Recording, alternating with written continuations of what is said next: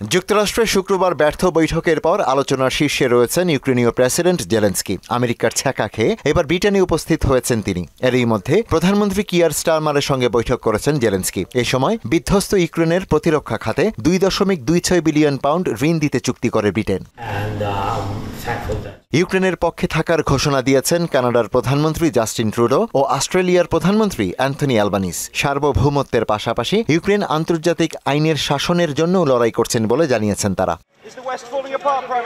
এদিকে ইউক্রেনকে আর্থিক ও সামরিক সহায়তা বন্ধের ঘোষণা দিয়েছে স্লোভাকিয়া। ইউক্রেন কখনোই সামরিক শক্তির অবস্থান থেকে আলোচনার জন্য যথেষ্ট শক্তিশালী নয় বলে উল্লেখ করে রোববার এক প্রতিবেদনে এ তথ্য জানিয়েছে বার্তা সংস্থা আনাদোলু।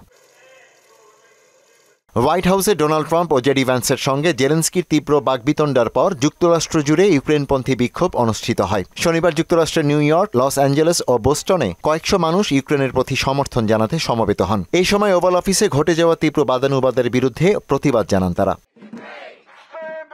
অন্যদিকে জেলেনস্কিকে অবশ্যই ট্রাম্পের সঙ্গে সম্পর্ক সংশোধন করতে হবে বলে জানিয়েছেন মার্কিন নেতৃত্বাধীন জোট ন্যাটো। ইশতিয়াক হোসেন, মোহনা ডিজিটাল।